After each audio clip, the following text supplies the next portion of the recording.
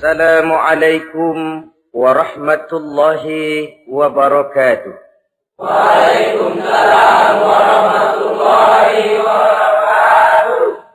Bismillahirrahmanirrahim. Alhamdulillahi rabbil alamin. Wassalatu wassalamu ala ashrafil anbiya'i wal mursalin. Imamil muttaqin. Sayyidil ghurril muhajjalin. Sayyidina wa maulana Muhammadin. Wa ala alihi wa ashabihil mujahidin at-tahirin. Amma ba'du. Saudara-saudara kaum muslimin rahimakumullah. Dalam kehidupan ini, pada satu sisi memang kita harus melaksanakan berbagai kegiatan amal ibadah. Tetapi pada sisi lain, kita juga harus menjaga. Jangan sampai amal ibadah yang sudah kita kerjakan itu dihancurkan oleh sikap kita sendiri. Bahwa kita sudah sholat, alhamdulillah. Bahwa kita sudah zakat dan memberikan sedekah, syukur. Bahwa kita sudah melaksanakan ibadah haji, thayyib. Apakah dengan demikian amal kita sudah menjadi banyak? Nanti dulu. Jangan berbangga hati dan puas diri. Pada kesempatan yang berbahagia ini, saya ingin menyampaikan satu hadis yang diriwayatkan oleh Imam Ad-Dailami, di mana Rasulullah sallallahu alaihi wasallam pernah bersabda, "Sittatu asya'in tuhbitul a'mal." Ada 6 perkara yang bisa menghancurkan amal yang sudah kita kerjakan. Salat yang sudah kita kerjakan itu, zakat yang sudah kita bayarkan itu, haji yang sudah kita tunaikan itu, bisa dihancurkan oleh 6 perkara ini. Nanti di akhirat, pada saat setiap orang menunggu pahala dari ganjaran amal yang ia kerjakan di dunia ini, kita menanti dan menanti, ya Rabb, mana amal kebaikan saya? Mana pahala kebajikan yang saya lakukan? Hasilnya tidak ada. Amal yang kita kerjakan dihancurkan oleh sifat-sifat yang akan kita kemukakan pada pertemuan kali ini. Yang pertama yang bisa menghancurkan amal adalah al-istighalu bi'uyubil khalqi. Orang yang terlalu sibuk mencari-cari aib dan kekurangan pada diri orang lain. Habis waktunya hanya untuk mengorek-ngorek celah orang, sementara ia lupa pada aib dan celah dirinya sendiri. Sifat seperti ini menghancurkan amal yang sudah kita kerjakan. Sedangkan baginda Nabi mengajarkan, tuba liman syaghalahu aibuhu an uyubin nas. Beruntunglah orang yang kekurangan pada dirinya menyebabkan dia sibuk sampai ia tidak sempat mencari-cari aib dan kekurangan pada diri orang lain. Saudara-saudara kaum muslimin rahimakumullah. Sibuk mencari aib orang tentu bukan dengan tujuan positif. Latar belakangnya kadang-kadang karena jealous, karena hasud, kecemburuan sosial. Sore, pagi, siang, malam kita korek-korek kesalahan orang. Dengan target hancur martabatnya, jatuh kehormatan dirinya, hilang nama baiknya, dilupakan dan terisolir dari tengah-tengah masyarakat. Perbuatan yang demikian sungguh terlalu amat sangat kejam. Salat kita, puasa kita, haji kita bisa dihancurkan jikalau kita terlalu sibuk mencari-cari aib orang lain. Muslim dengan muslim itu bersaudara. Kalau kita menganggap muslim yang lain adalah saudara kita, maka aibnya adalah aib kita. Kekurangannya juga adalah kekurangan kita. Pada saat kita melihat pada dirinya terdapat kekurangan, tugas kitalah menutupi. Ini yang dijamin oleh Nabi, man satara musliman satarahullahu fid dunya wal akhirah.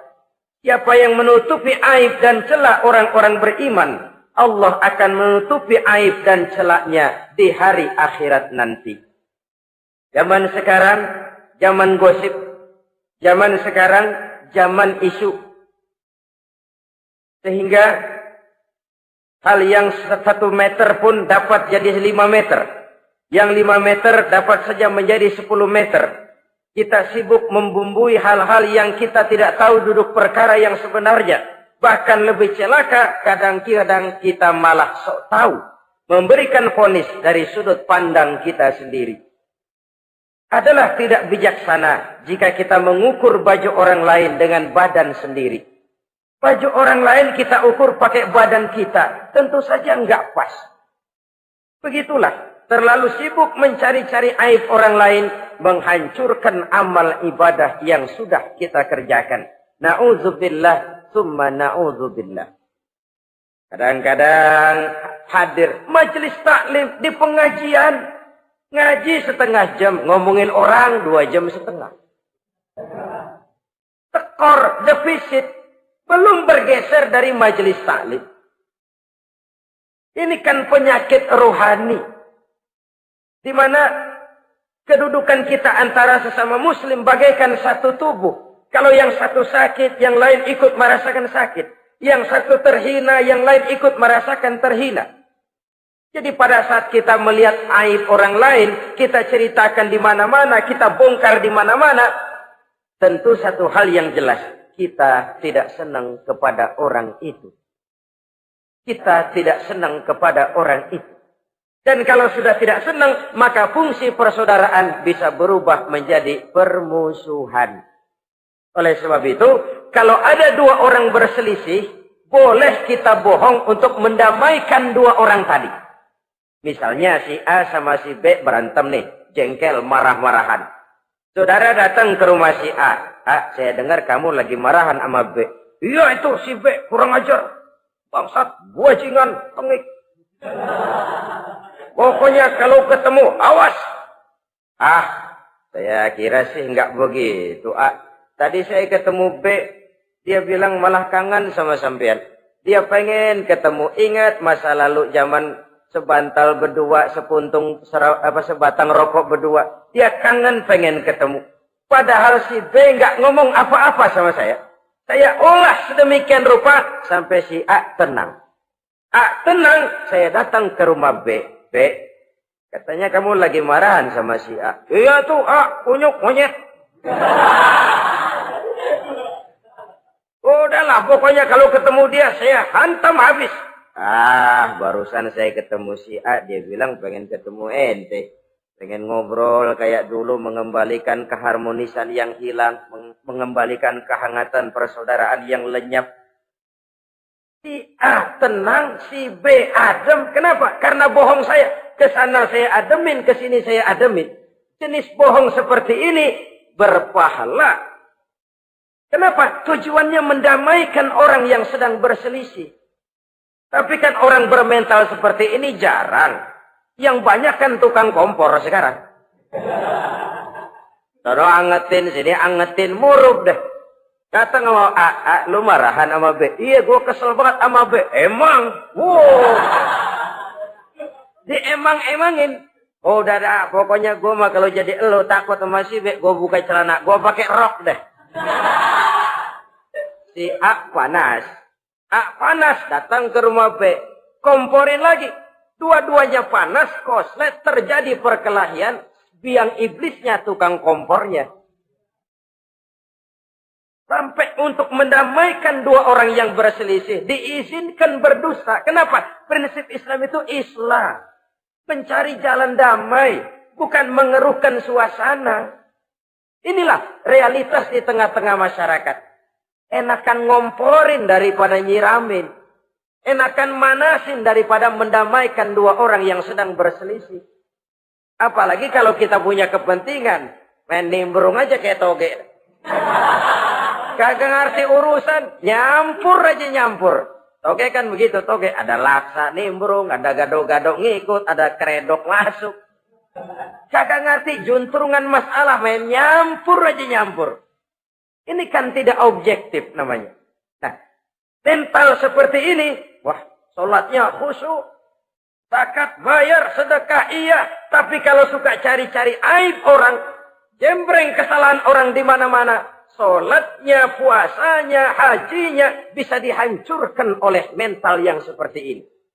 Jangan bangga-bangga, salat saya sudah banyak, puasa saya hebat, mantap, haji saya tiap tahun mondar-mandir ke Mekah. Tapi kalau mental seperti ini masih ada, waspadalah. Amal yang kita kerjakan bisa hancur oleh mental, sikap mental kita sendiri. Ini yang pertama. Yang bisa menghancurkan amal, terlalu sibuk mencari-cari aib orang lain. Satu. Yang kedua, saudara-saudara, wa qaswatul qalbi. Orang yang hatinya keras,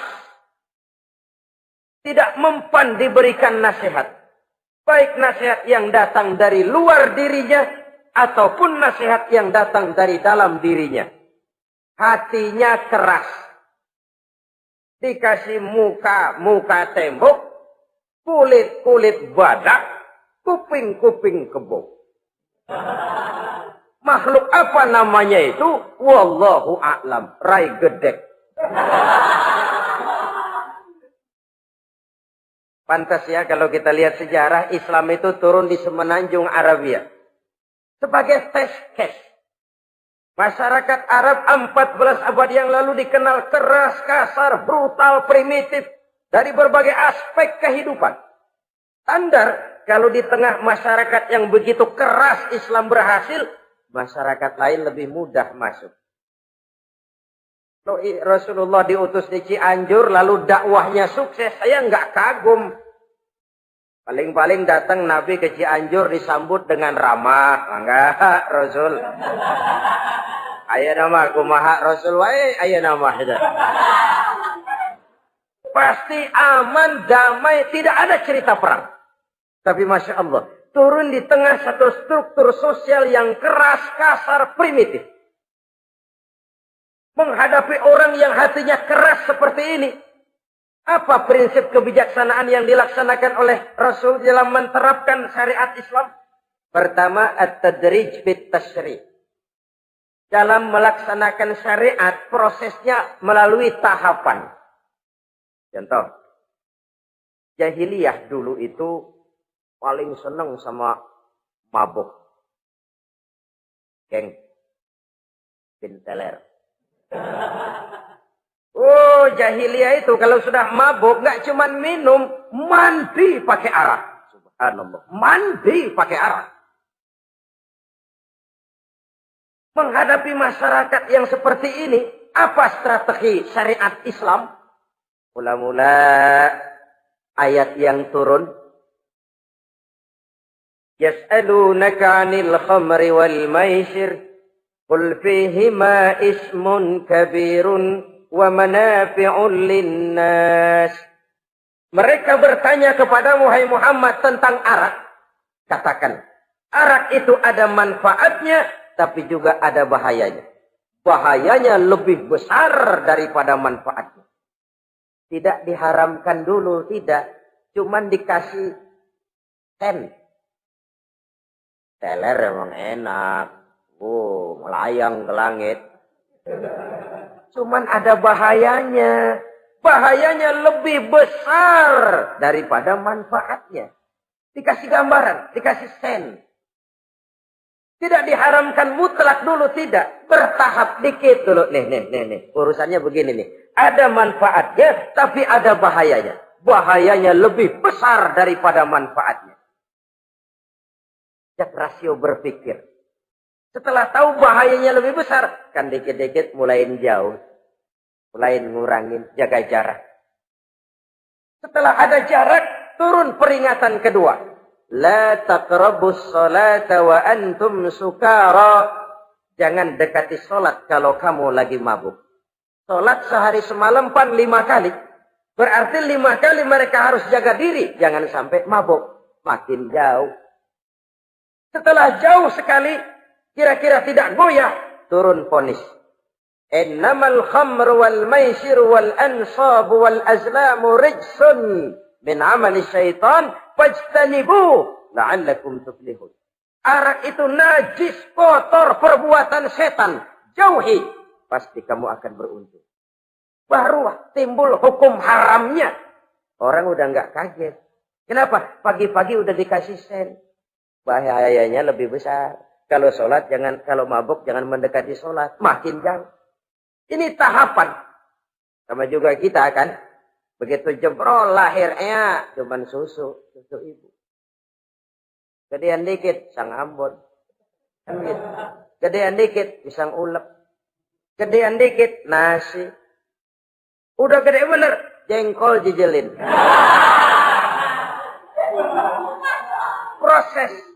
Proses. Coba bayi begitu lahir kasih pisang batu, tenggeng.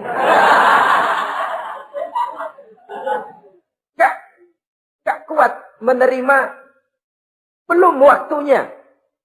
Ini proses yang dilaksanakan oleh strategi syariat Islam untuk mengobati penyakit qaswatul qalbi ini. Keras hati. Syariatnya bertahap. Tidak drastis. Tidak kalau sudah begitu ya mesti begitu. Tidak.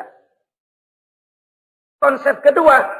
Taklilut takalif. Menyedikitkan beban. Coba kita lihat. Seluruh konsep agama. Kalau kemampuan melaksanakan perintah berkurang. Stressing perintahnya ikut turun. Angkat tuh beras 100 kilo. Nggak kuat pak. 30 kilo dulu deh. Ntar balik lagi. Lama-lama juga habis. Ini konsep untuk mengobati qaswatul qalbi. Bertahap. Semua perintah agama itu begitu. La yukallifullahu nafsan illa wus'aha. Allah tidak memberikan beban kecuali sesuai dengan kemampuan yang dimiliki oleh seseorang. Kalau kemampuan melaksanakan perintah berkurang, stres perintahnya juga ikut menurun.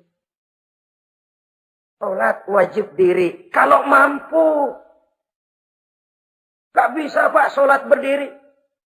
Sholat dengan berbaring. Kalau mampu. Berbaring gak bisa pak. Pinggang kurap. Sholat. Pakai isyarat. Kalau mampu, pakai isyarat tidak bisa. Dalam hati, setiap kemampuan melaksanakan perintah berkurang, stres perintahnya juga menurun. Taklilut takalif, ini juga salah satu strategi mengantisipasi kerasnya hati. Nah. Konsep yang ketiga dari syariat, al-musawat bainan nas fi takalifil ahkam. Persamaan terhadap manusia di dalam berhadapan dengan hukum Allah. Kadang orang yang hatinya keras itu, logikanya jalan, ngukur suasana. Gimana sih lo? Menggerib kagak bawa ke masjid? No, yang Pak Haji masih di perapatan. Yang Pak Haji disebut. Itu kan cenderung orang begitu. Kalau dia nyolong ayam, dia tunjuk orang yang nyolong kambing. Ini apologi namanya. Kenapa lo nyolong ayam? No, yang maling kambing urusin, gedean. Apologi. Lah kapan mau beres kalau begitu? Tidak introspeksi, tidak self-correction. Itu apologi. Untuk menutupi kelemahan diri, menunjuk kesalahan orang lain yang lebih besar. Itu kan nggak jantan namanya. Apologi. Tidak ada sifat untuk memperbaiki diri sendiri. Karena kecenderungan ini ada, Islam menutupi itu. Dengan apa? Semua manusia sama dalam berhadapan dengan hukum Allah. Tidak ada iri hati dalam hukum Islam ini. Salat wajib. Wajib. Bagi siapa? Yang sudah balik dan mampu. Terhadap semua strata. Jenderal wajib, kopral wajib. Apalagi hansip. Tidak ada fasilitas. Wah kamu jenderal nggak apa-apa dah sembahyang setahun 2 kali. Idul Fitri aja sama Idul Adha. Enggak tuh. Semua manusia sama dalam berhadapan dengan hukum Allah. Itu yang Nabi ingatkan. Orang-orang sebelum kamu dahulu hancur. Umat-umat sebelum ini rusak binasa. Kenapa? Karena mereka kalau orang kecil berbuat salah. Hukum cepat-cepat ditegakkan. Tapi kalau yang besar berbuat salah, mereka diam pura-pura tidak tahu. Jadi apa ini? Yang namanya mafia peradilan, Bukan cuma zaman ayeuna. Sejak zaman sebelum Islam, Nabi sudah mengingatkan. Mereka dahulu hancur. Kenapa? Kalau orang kecil berbuat salah, hukum buru-buru ditegakkan. Rame-rame dikeroyokin. Giliran yang gede berbuat salah, diam pura-pura enggak tahu. Hukum pakai pandang bulu. Saudara-saudara kaum muslimin, rahimakumullah. Oleh karena itu, orang yang keras hati, itu bisa merusak amalnya sendiri. Enggak mempan nasihat, rai gede, muka-muka cuek. Baik nasihat yang dari luar maupun nasihat yang dari dalam, enggak mempan. Kan dalam hidup ini ada nasihat dari luar, dari orang lain, bisa dari fenomena kehidupan. Ini juga nasihat. Oh, dia itu kaya tapi pelit. Hatinya begitu ya. Katanya menteleng. Itu kan nasihat. Itu kan nasihat. Oh, dia waktu berkuasa tapi zalim, matinya begitu. Perutnya pancung.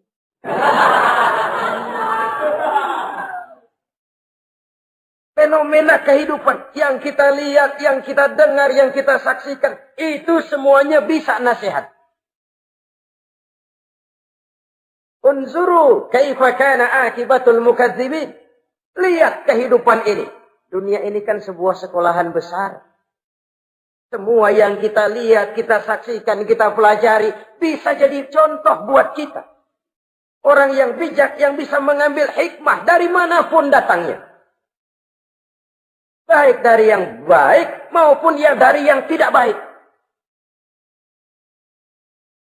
Saudara-saudara kaum muslimin, rahimakumullah. Nasihat yang datang dari luar. Dari orang atau dari fenomena kehidupan. Atau nasihat yang tumbuh dari dalam diri sendiri. Perubahan organisme tubuh. Itu kan nasihat. Ya Allah. Sekarang cantik jelita. Iya, sedang sweet 17-an. Rambutnya hitam, ikal berderai. Iya, semua memuja, memuji. Alisnya katanya laksana semut beriring. Dagunya bak pauh dilayang. Kalau dia senyum, semua orang terpesona. Sekarang 50 tahun yang akan datang, coba senyum, kabur orang. Fenomena kehidupan. Apa yang tidak berakhir? Kenapa harus keras hati? Kita kata kita berkuasa, berapa hari kita punya jabatan? Kita kata kita kaya, berapa banyak harta kita? Kita kata kita alim, kita tahu. Apa yang kita tahu dari semesta jagat raya ini? Lalu apa yang tidak berakhir? Korun yang katanya kaya, mati itu. Fir'aun yang katanya gagah, mati. Napoleon Bonaparte, the Lion of Europe, singa daratan Eropa, mati. Saking mati, mati.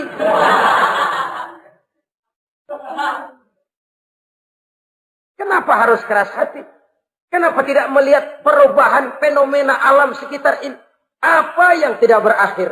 Apa yang tidak selesai? Lalu apa yang mau kita sombongkan? Kenapa kita harus keras hati?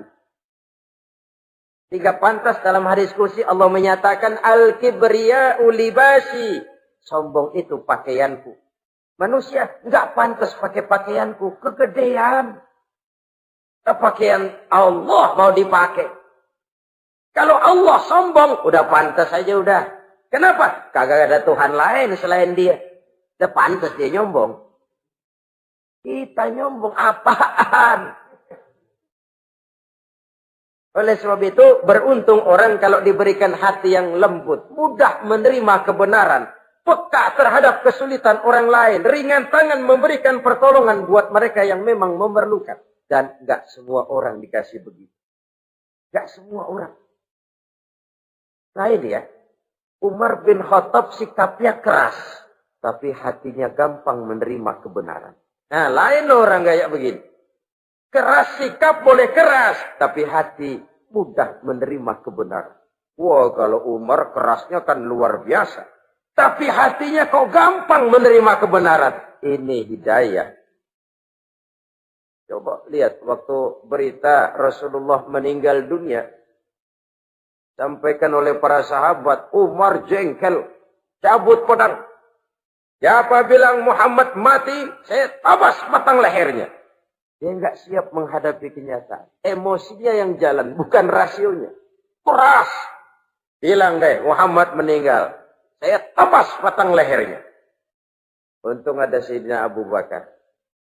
Beliau tidak bicara langsung, cuma pidato. Ayyuhan nas, man kana ya'budu Muhammadan fa inna Muhammadan qad mata. Wa man kana ya'budu Allah fa inna Allah hayyun la yamut. Hai manusia, siapa yang menyembah Muhammad, Muhammad sudah meninggal. Tapi siapa yang menyembah Allah, Allah maha hidup dan tidak akan pernah mati buat selama-lamanya. Sayyidina Umar tersentak. Subhanallah, saya salah. Bagaimanapun Muhammad hanya seorang manusia. Saya cinta dia, saya suka dia, nyawa saya pertaruhkan untuk dia. Tapi dia manusia dan saya tidak menyembah Muhammad. Ia sadar akan kekeliruannya, berlinang air matanya. Keras sikapnya, tapi lembut hatinya. Nah, yang kayak begini, bagus. Ini udah sikap keras, hati keras, yaitu tadi. Buka tembok, kulit buadak, kuping kebo. Diapain aja udah nggak mempan aja udah. Susah yang kayak begini. Saudara-saudara, ma'asyiral muslimin, rahimakumullah. Jadi yang kedua, yang bisa menghancurkan amal kita, orang yang hatinya keras. Wah. Yang ketiga sekarang, yang bisa menghancurkan amal kita itu, wa hubbud dunya. Orang yang terlalu cinta kepada dunia. Nih, pakai kalimat terlalu. Ya. Kalau sekadar cinta kepada dunia, why not? Kita cinta anak dan istri, wajar. Kita cinta harta benda, tentu. Kita cinta sanak famili dan seluruh handai tolan, memang. Kita juga cinta kepada bangsa dan tanah air. Itu bagian dari iman, persilahkan. Yang tidak boleh itu kalau sudah pakai kalimat terlalu. Terlalu. Sebab kalau sudah terlalu, itu sudah di luar kontrol. Orang lalu menghalalkan segala cara. Terlalu cinta kepada jabatan. Akhirnya bergeser. Sholat menghadap Allah. Dengar mau pindah jabatan ke tempat kering. Gerasak gerusuk nyari dukun. Ini kan namanya iya kanak budu wa dukun nasta'in. Nggak bisa wong itu satu paket. Kalau iya kanak budu wa iya kanasta'in. Kalau hanya kepadamu ya Allah kami menyembah. Hanya kepadamu kami minta tolong. Ini paket, jangan dipisah-pisah. Menyembahnya kepada Allah, minta tolongnya kepada yang lain. Sinkret, bercampur. Iya, kalau es campur enak. Tapi kalau agama dicampur dengan yang lain, nggak enak rasanya. Sama juga begini, ada gelas ya. Kalau sepenuhnya diisi bensin, itu ketahuan, bisa diminum motor. Kalau sepenuhnya diisi air putih, jelas bisa diminum orang. Tapi begitu separuh diisi bensin, separuh diisi air putih, kacau dah. Motor minum, mogok. Orang minum, mabok. Dijual juga nggak laku. Kenapa? Sinkret. Maka Allah pesan, wala talbisul haqqa bil batil. Jangan kau campur aduk yang hak dengan yang batil. Saudara-saudara kaum muslimin, rahimakumullah. Begitulah terlalu cinta kepada dunia sering menyebabkan orang out of control. Bergeser dari garis yang telah ditentukan oleh Allah. Apalagi di zaman sekarang ini. Persaingan hidup makin tajam. Tensi ekonomi semakin tinggi. Gaya hidup semakin konsumtif. Sementara lapangan kerja semakin sulit. Orang kadang kehilangan harga diri untuk mencapai sesuatu yang bernama dunia, lalu menghalalkan segala cara. Sebab itu jangan korbankan keabadian akhirat dengan kesenangan dunia yang cuma sebentar ini. Jangan sia-siakan keabadian akhirat dengan kesenangan dunia yang kadang fata morgana ini. Cintailah dunia, tapi sekadarnya saja. Sebagai ladang untuk menanam bagi kepentingan di akhirat nanti. Terlalu cinta kepada dunia bisa menghancurkan amal yang sudah kita kerjakan. Ini yang ketiga. Yang keempat, waqillatul haya. Orang yang sedikit rasa malunya. Rasa malu merupakan bagian daripada nilai-nilai keimanan. Apabila rasa malu berkurang, artinya nilai iman juga ikut menurun. Kita melihat sekarang ini banyak orang pakai pepatah Arab dalam hidup ini. Bul ala zamzam fatu'raf, kata orang Arab. Kalau kepengen terkenal, kencingi sumur Zamzam. Itu bakal ngetop ke seluruh dunia. Sumur Zamzam dikencingin. Itu akan terkenal ke seluruh dunia. Terkenal apanya? Terkenal gilanya. Jadi apa maksud pepatah ini? Kalau pengen cepat terkenal, bikin yang aneh-aneh. Yang orang lain nggak kerjain, kerjain.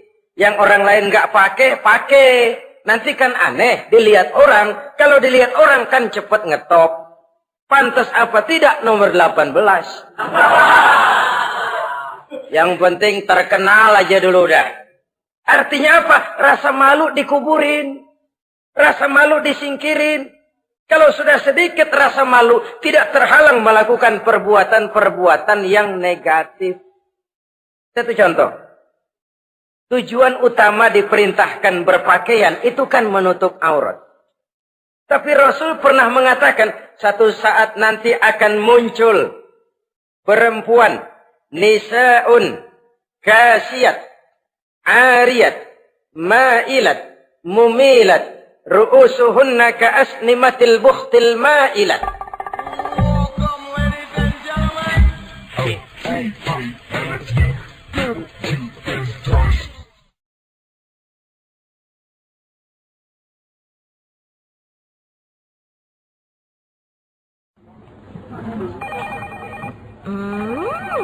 What is it? Oh, a new chocolate product by the Integral CJ's Management. What chocolate?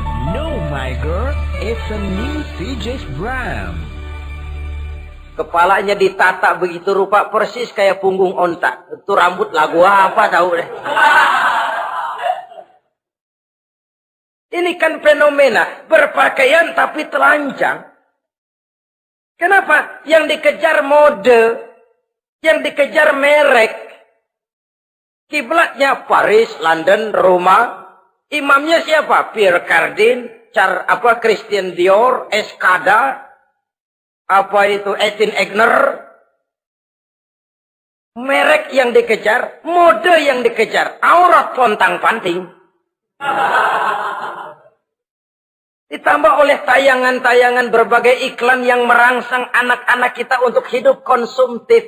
Yo, iyo yo. Cocok iya jeng urang yo. Terangsang dia untuk konsumtif. Dihadapkan kepada kenyataan. Suasana ekonomi enggak menunjang. Orang tua lemah ekonominya. Dia lihat sekelilingnya ternyata yang lain juga begitu. Banyak teman senasib kumpul. Disingkirkan rasa malu. Akhirnya tukang bajai ditodong. Qillatul haya, sedikit rasa malu. Kalau sedikit rasa malu, dia tidak terhalang lagi melakukan perbuatan-perbuatan yang negatif. Dan itu berarti menghancurkan amal-amal yang lain. Sebab itu budaya malu ini sangat penting. Coba kalau dia hinggap di hati seorang pejabat. Pejabat yang punya rasa malu, Masya Allah, membawa manfaat yang besar buat rakyatnya. Contoh saja ya, di Jepang itu ada Perdana Menteri Hosokawa, saudara-saudara dengar. Baru 8 bulan jadi Perdana Menteri. Dia dijuluki Mr. Clean, Mr. Bersih. Diisukan terlibat skandal, cuma 4-6 miliar rupiah. Itu pun buat kampanye kemenangan partainya. Diisukan begitu rupa, malu Hosokawa. Malu mengundurkan diri, baru 8 bulan jadi Perdana Menteri. Mundur. Malu. Padahal Hosokawa nggak kenal ketuhanan yang Maha Esa. Nggak kenal. Tapi budaya malunya luar biasa. Nah kalau sudah pejabat nggak punya malu. Habis. Kan sekarang umpamanya nih. Ada impres desa tertinggal. Disunatin. Sampai marah betul itu Bapak, para pimpinan negara kita itu. Tidak ada maaf bagi pejabat yang nyunatin IDT. Kenapa? Kan tipis rasa malu. Turun dari atas sunatin, turun ke bawah sunatin, turun ke bawah sunatin lagi. Nyampe bawah tetelan doang dikit banget. Kebanyakan tukang sunat, saudara-saudara. Budaya malu yang nipis. Orang kaya kalau punya budaya malu, bawa rahmat bagi lingkungannya. Ulama kalau punya rasa malu, nggak jual ayat menghalalkan yang haram, mengharamkan yang halal. Bagaimana Kiai? Haram! Karena belum dapat bagian. Begitu dapat jatah, haram dikit dah. Kiamat umat kalau sudah kayak begini. Budaya malu di segala strata sekarang ini menipis. Dan itu tentu berangkat dari kualitas keimanan. Ini yang perlu dipompa ke permukaan. Dan dilematis memang sering terjadi. Satu contoh, pada satu sisi kita menggalakkan proyek pariwisata. It's okay, kita perlu devisa. Tapi pada sisi lain kita harus menjaga nilai-nilai luhur dari budaya bangsa kita. Jangan sampai kemasukan wisata mancanegara, lalu budaya mereka yang tidak sesuai juga ikut kita serap. Boleh masuk ke Indonesia, pakaian seenaknya, dia mau udah pantas aja udah. Perempuan ayab-ayaban ke pasar pakai kutang doang, boleh, pantas aja. Bocah kita ayab-ayaban ke pasar pakai kaos kutang, perempuan mana panok melulu.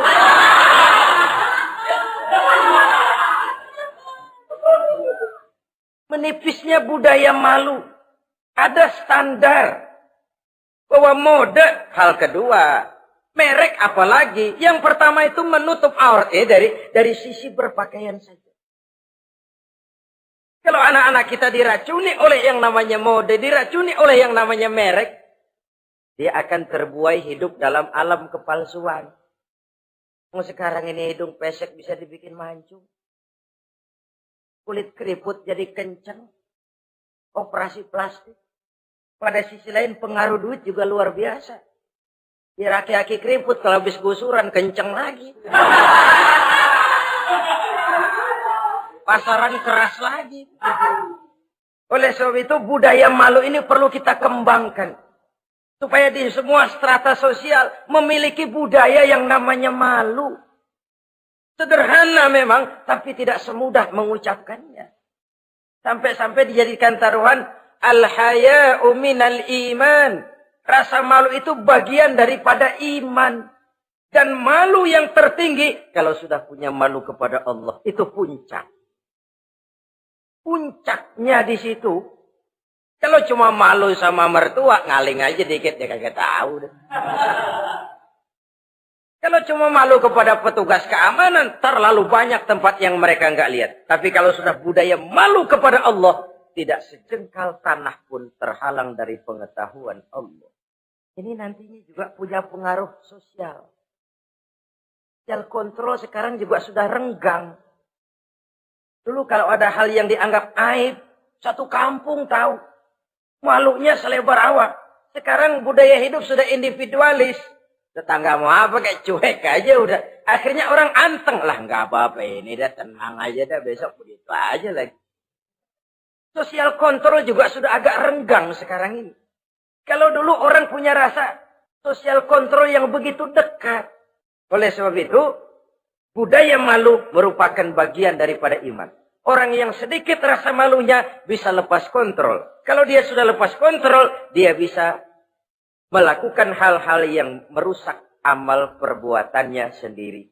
Oleh karena itu, pada pertemuan kali ini, saya juga mengajak, mari kita tumbuh kembangkan budaya malu ini. Saudara-saudara kaum muslimin, rahimakumullah. Yang kelima, yang bisa menghancurkan amal kita, watulul amal. Orang yang terlalu panjang angan-angannya. Hidup dalam bayangan. Kakinya tercabut dari alam realitas.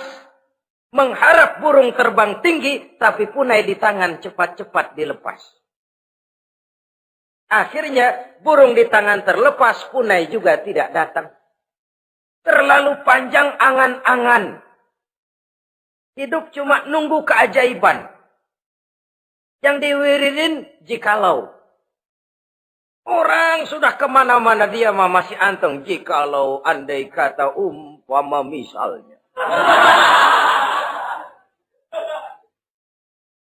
Islam bukan agama orang pemalas yang selesai sholat lalu berpangku tangan. Ada orang yang cuma sujud saja rezekinya mengalir.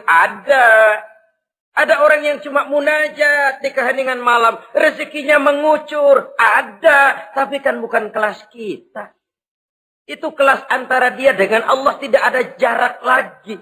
Orang-orang yang batinnya bersih. Doanya didengar. Permohonannya dikabulkan. Permintaannya cash. Kalau kita bisa bayang cuma nadah doang, nggak mau usaha, paling banter orang undang tahlil kita.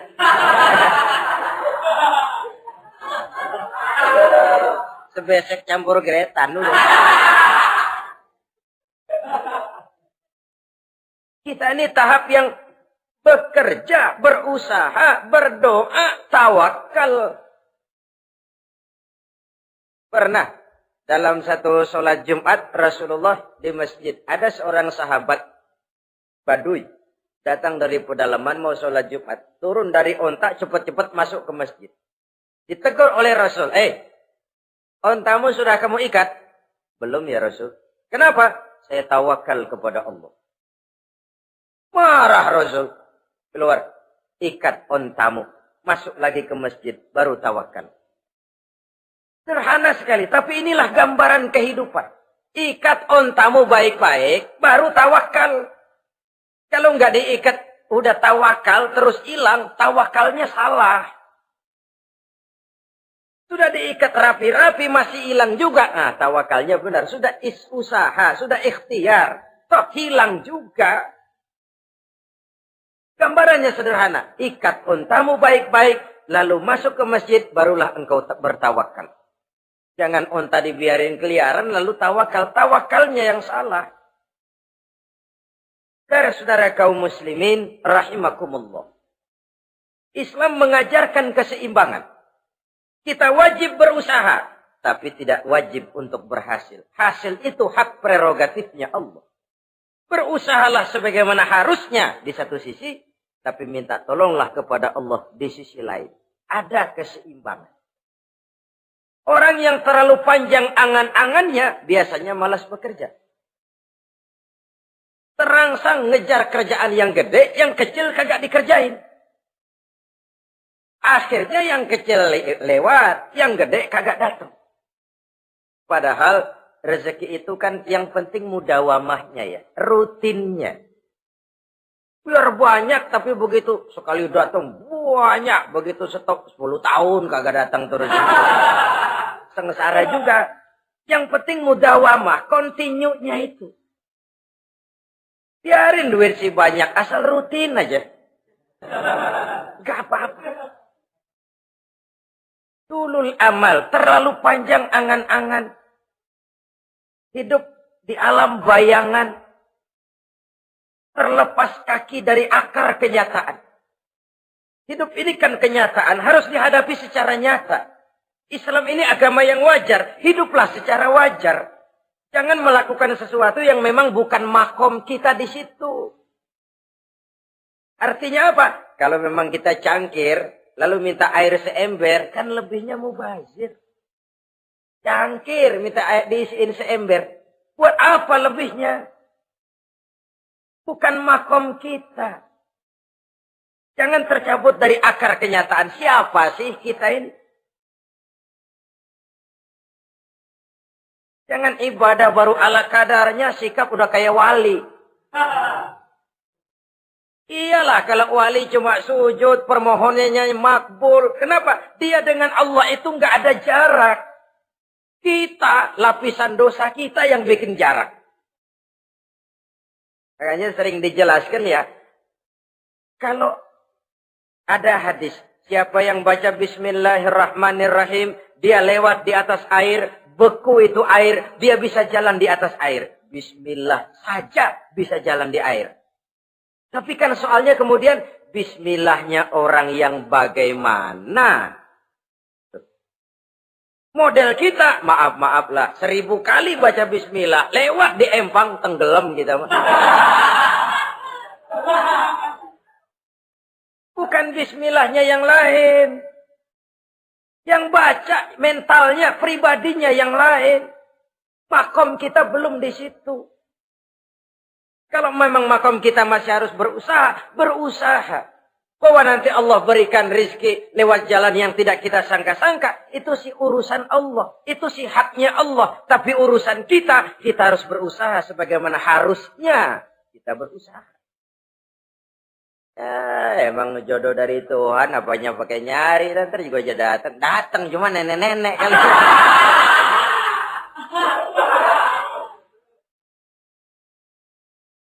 Bekerja, berusaha. Jangan terlalu panjang angan-angan. Hiduplah secara nyata, apa adanya, yang wajar-wajar saja. Tinggal di gubuk reot, hidup pakai gaya jet set. Ngagul dah. Sama merek mobil kenal banget, mobil orang-orang. Udah bukan main kalau ngomong dah. Di atas awan hidupnya. Di atas awan. Ngomong kagak ada yang kecil. Gak pakai juta udah. Miliar. Triliun. Ngerokok tetap aja ngombe.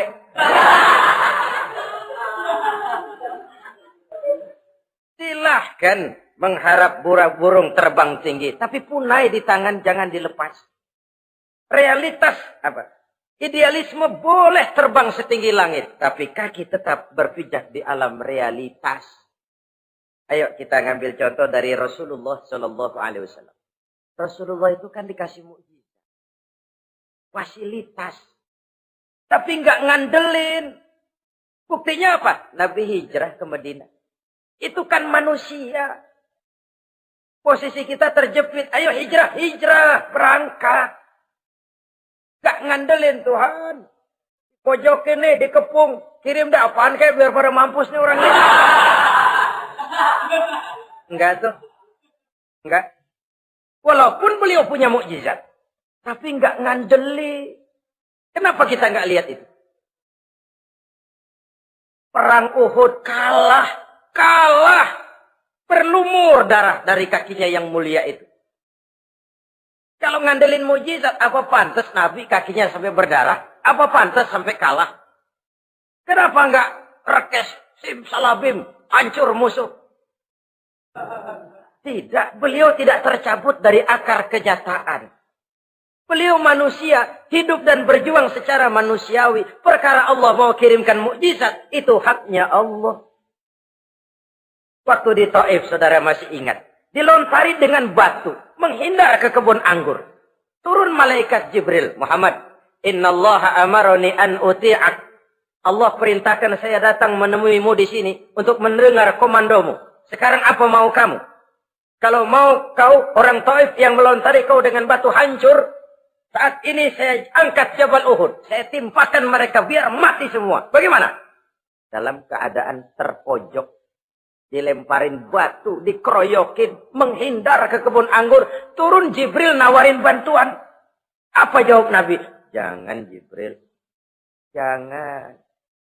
Saya diutus bukan buat ngancurin orang. Saya ini rahmah bagi alam. Tapi kamu disambitin. Biarin. Saya berjuang jangka panjang, Jibril. Kalau sekarang mereka ingkar, barangkali nanti anak-anaknya mau beriman. Saya tungguin anak. Kalau anaknya kafir lagi Muhammad, cucunya. Oh, susah Muhammad, susah. Kenapa? Bagaimana bapak, begitu anak. Enggak begitu. Lalu mau kamu apa? Saya mendoakan mereka. Allahumma hdi qaumi fa innahum la ya'lamun. Ya Allah, berikan hidayah kepada mereka yang nyambitin saya. Karena mereka enggak tahu. Disambitin, berdarah, yang nyambitin didoakan. Pada satu sisi ini menunjukkan tingginya akhlak Nabi. Pada sisi lain ini menunjukkan Nabi juga mengatur strategi secara manusia. Tidak simsalabim. Tidak tercabut dari akar kenyataan. Padahal kita kalau lagi kepepet ada yang nolongin, kan demen banget. Kali mah kalau kita yang jadi nabi tuh, disambitin orang, turun Jibril, bagaimana hancurin? Sikat Jibril dah. Habisin aja, habisin. Hijrah ini usaha ikhtiar manusiawi. Perang kalah manusiawi. Putra tercinta wafat, berlinang air mata, manusiawi. Sakit, manusiawi. Padahal punya mukjizat. Tapi enggak ngandelin. Semua nabi juga gitu. Nabi Musa dikasih tongkat. Tapi berapa kali tuh tongkat dipakai? Waktu ngelawan tukang sihir. Waktu nyebrang di Lautan Merah. Itu aja. Selebihnya Nabi Musa berjuang secara manusia, berusaha. Gak mentang-mentang punya mukjizat tongkat, tiap dapat kesulitan, awas tongkat.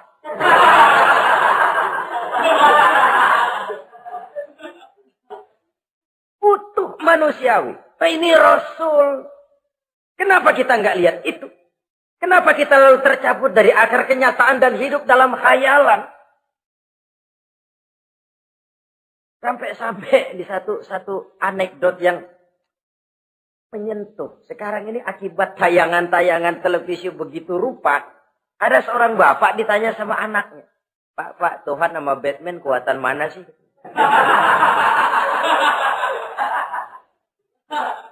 Logikanya sudah dipenuhi oleh gambaran Batman. Bahwa Batman itu kuat, gagah, menolong yang lemah. Timbul logika. Kuatan mana sama Tuhan? Gitu. Pengaruh yang dia lihat itu membentuk opini. Sama juga sekarang coba lihat ibu-ibu. Kalau udah Cassandra, itu masakan ditinggal tuh angus di dapur. Hangit tuh tempe. Saudara-saudara kaum muslimin, rahimakumullah. Begitulah yang kelima, yang bisa menghancurkan amal kalau orang terlalu panjang angan-angan. Hiduplah secara wajar karena Islam memang agama yang wajar. Jangan melakukan sesuatu yang memang bukan makom kita di situ. Jangan melakukan sesuatu yang memang bukan posisi kita di situ. Kullun ya'mal ala syakilatih. Jangan minta ayam menggonggong. Jangan minta kambing mengeong. Bukan bagiannya. Bukan bidangnya. Sama juga orang ngomong, apaan mubalik kerjanya ngomong doang. Sekarang kan zaman pembangunan. Mana ada mubalik ngurus irigasi. Nah, kalau mubalik ngurus irigasi, apa lurah mau ngajar fikih? Jangan tercabut dari akar kenyataan. Toh, prinsip modern saja mengajarkan the right man on the right job. The right man on the right place. Orang harus ditempatkan sesuai dengan bidangnya. Jangan tercabut dari akar kenyataan. Inilah kita. Dan inilah yang harus kita lakukan. Hidup ini kenyataan. Hadapilah secara nyata. Perkara Allah mau membuat yang lain. Itu hak prerogatif Allah. Bukan urusan kita. Yang terakhir saudara, yang keenam yang bisa menghancurkan amal kita, wa zalimun la yantahi. Perbuatan zalim yang tidak sanggup dihentikan. Zalim kepada Allah, zalim kepada makhluk, atau zalim kepada diri sendiri. Ada orang zalim kepada Allah. Begini banyak nikmat yang diberikan Allah, nggak sanggup dah kita ngitungnya. Dari bangun tidur sampai tidur lagi nikmat nggak pernah berhenti itu. Bahkan kita tidur sendiri. Sadar nggak kita waktu tidur nggak berdaya? Coba ketika kita ngorok pulas, andai kata kecoa 16 masuk ke kuping kita. Siapa yang mau jagain? Siapa yang mau jagain? Nikmat. Belum pernah nikmat Allah berhenti. Begini banyak nikmat yang diberikan. Dan Allah cuma minta satu, syukuri nikmat itu. Kalau kamu syukuri, aku tambah. Kalau kamu ingkar, asal tahu saja azabku itu pedih, kata Allah. Orang yang zalim kepada Allah, orang yang tiap hari memakan nikmat Allah, tapi enggak pernah mensyukurinya. Akaltum ni'mata rabbikum walam tashkurulah. Kamu makan nikmat Tuhanmu, tapi enggak pernah kamu bersyukur kepadanya. Itu zalim kepada Allah. Wah, dalam hidup ini kan kita dikasih waktu 24 jam sehari semalam. Sehari semalam, 24 jam. 24 jam itu Allah kan enggak minta semua. 5 waktu saja kau lapor kepada aku. Sholat. Sholat kalau bagus, 10 menit kan. Taruh dah sholat bagus. Kilat, 5 menit dah. Kilat khusus, 2 menit. Cepet dia, nggak pakai perangko. Taruhlah yang menengah kita ambil 5 menit. Kalau 5 waktu, 5 kali 25, 5 kali 5 berarti 25 menit untuk lapor. Hai manusia, aku kasih kau hidup 24 jam. 25 menit kau lapor. Banyak yang berat. Padahal sisanya masih 23 jam 35 menit. Buah gambaran ini. Zalim kepada Allah. Padahal zalim kepada Allah yang rugi bukan Allah. Se-ASEAN tidak ada yang sujud. Apa Allah tekor? Apa Allah lalu berhenti jadi Tuhan? Apa Allah lalu jadi lemah? Tidak. Zalim kepada Allah artinya juga zalim kepada diri sendiri.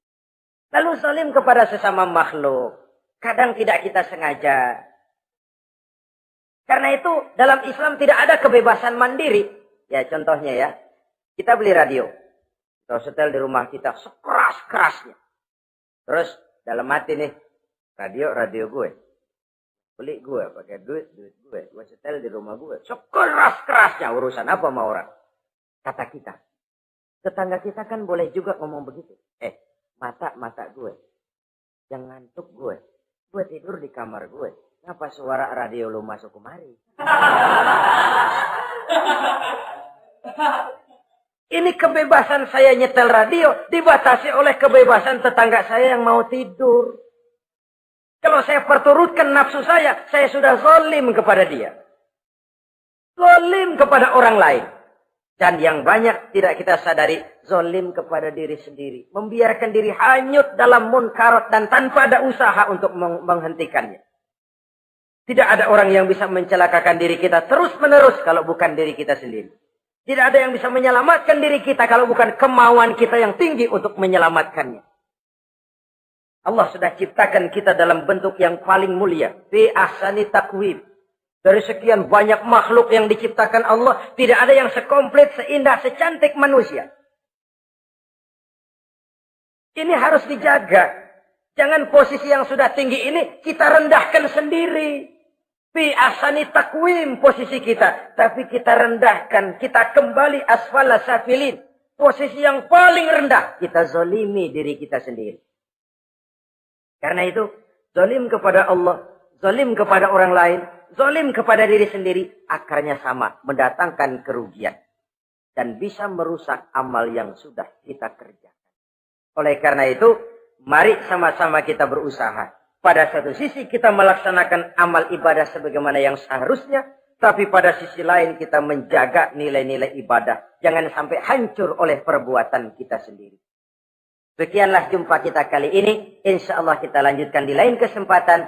Terima kasih atas segala perhatian. Mohon maaf atas segala kekurangan. Usikum wa nafsi bitaqwallah. Wassalamualaikum warahmatullahi wabarakatuh.